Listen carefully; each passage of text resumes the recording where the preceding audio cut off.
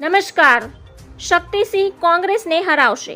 શક્તિસિંહ ગોહિલે તો ચૂંટણી પરિણામ પહેલા જ ચૂંટણીમાં કોંગ્રેસની રહેલી ખામીઓને સ્વીકારી લીધી છે. તેમણે કહ્યું કે બૂથ લેવલે કોઈ કચાશ રહી ગઈ છે, જે આગામી સમયમાં ન રહે તે માટે કાર્યકરોએ આ સાથે સંવાદ યોજ્યો છે.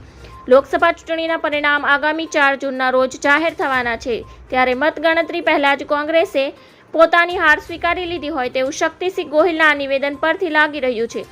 જોકે તેમણે આ પત્રકાર પરિષદમાં તેમણે સરકાર સામે પણ ઘણા સવાલો ઉઠાવ્યા હતા. તેમણે કહ્યું કે સ્માર્ટ મીટરના નામે લૂંટ ચલાવી છે.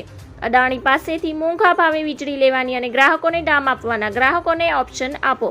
તે લોકોને 10 વર્ષ થયા કામના બદલામાં મત નથી માગ્યા, પરંતુ રાહુલ ગાંધી અને પાકિસ્તાન જેવા મુદ્દાથી ડરાવી મત માગ્યા છે. લોકશાહીમાં લોકોના અવાજને સાંભળવો જોઈએ, પરંતુ આજે કેટલાક અંધભક્તોને કારણે ભાજપનો અહંકાર 7મા આસમાને પહોંચ્યો છે.